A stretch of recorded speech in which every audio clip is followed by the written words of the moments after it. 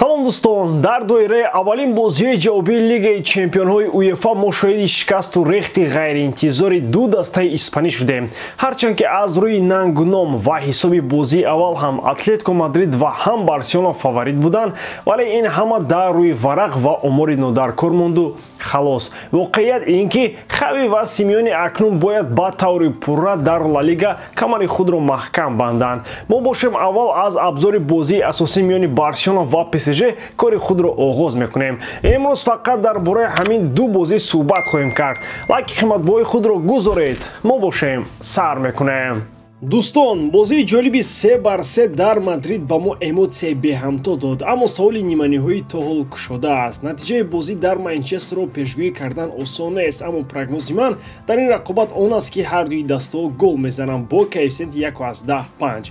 Барои бозан шавқовартар шудани ин бозӣ дӯстони мо аз 1x ба он коэффициентҳои баландро пешниҳод мекунанд. Дар менюи асосии барнома ба аксия даромада дар ставка безриска ба ғалаба ва ё мусовии дилхоҳдаста то $50, яъне то 500 сомонӣ натарсида ставка кунед ва дар ҳоли сӯхтани чек маблағ ба ҳисоbatон бармегардад. Барои ин ба лични кабинет ворид шуда участия в аксияҳро аз назар гузаронед ва боварӣ ҳосил кунед ки бонус на спорт фаъол бошад. ссылкаи бозӣ дар комментарияи ин видео.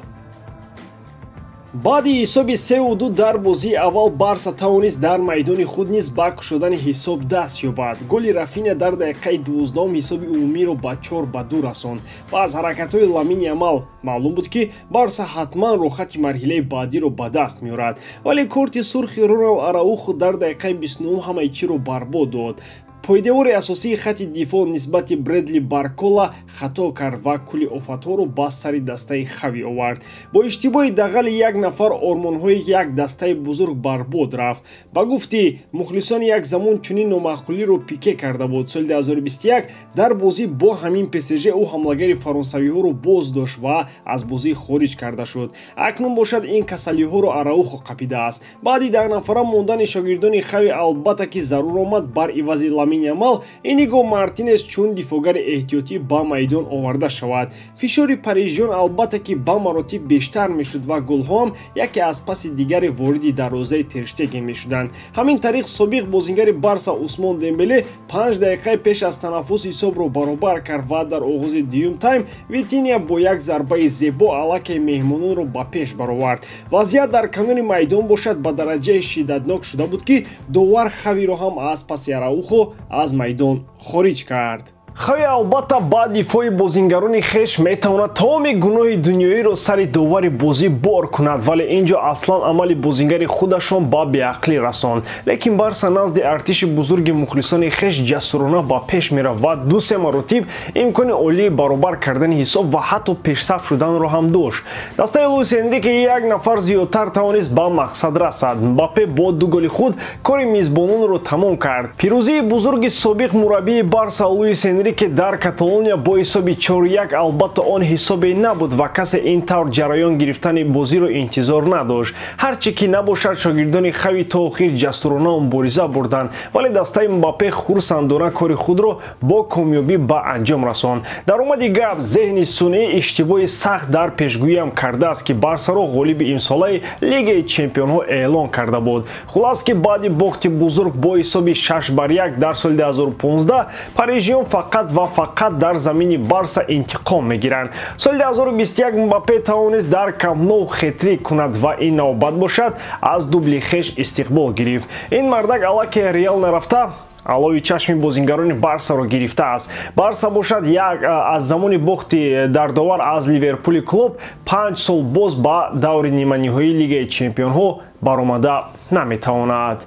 намояндаи дигари кишвари офтобии Испания Атлетико Мадрид низ баъди пирӯзӣ дар бозии аввал дар рақобати ҷавобӣ соҳиби рохати марҳилаи ниманиҳоӣ шуда натавонист. новобаста аз пештозии ҳисобии дастаи Симеоне ва маҳорати хосаи ҳисоб нигоҳдории дастаи ӯ замбурҳои Дортмунд мухлисонеро доранд ки аз паша фил сохта метавонанд. ҳарчанд ки албатта кафили асосии пирӯзӣ шогирдони Эдин Терзиш буданд, вале нафарони 12-уми Сигнал Идуна Паркам дар ин комёбӣ сахт хизмат карданд. доданд. дар омади гап охири ҳафта ҳардуи ин дастҳо дар чемпионати миллӣ бозиҳои мушкил доштанд, вале ба пирӯзӣ расиданд. Боруссия Дортмунд тавонист Боруссияи дигари аз Мюнхенгладбахро шикаст диҳад. Атлетико Мадрид бошад, конкуренти асосии Жиронаро ноком карда ба зинаи дуюм баргаштанӣ намонд. Вобаста ба мавсими на он қадар муваффақ дар лигаҳои дохилӣ, албатта рақобати муваффақона дар лигаи чемпионҳо барояшон мотиватсияи асосӣ буд. Вале инҷо мизбонон чақонтар баромаданд. Аввалин голҳои барвақтии Дортмунд дар иҷрои Юлиан Бранд ва Йен Матсен аллакай то танаффус дормундиёро ба пеш баровард. Лекин Элчоло дар танаффус ба шогирдонаш чӣ суханҳои илҳомбахширо гуфт, ки онҳо дар нимаи дуввум дигарбора ба худ омада тавонистанд. баъди ҳисоби 2-0 дар нимаи аввал натиҷаи бозӣ куллан дигаргун гардид. Мадридиён ба шарофати худголи Хумелс ва голи Анхел Корея дигарбора ба бозӣ баргаштанд, вале кӯшишу талошҳо ва даводавҳои омории мизбонон дар ин бозӣ ки зиёд буд, дар идома онҳо муваффақ шуданд.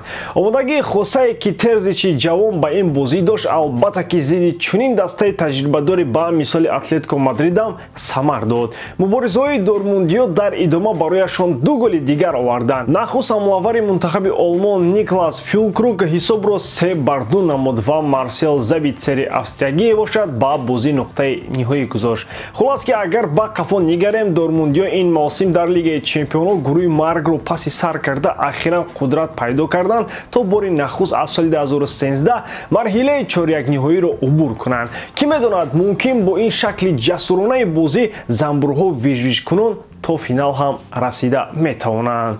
ба ҳамин тамом бори дорам ки ҷодкории ман ба шумо писанд меояд. лайк, комментария ва дар канал обуна шуданро аз ёд набароред. бо шумо мисли ҳар вақта Муҳаммад Гайров. хай бародарон, дар паноҳи Аллоҳ.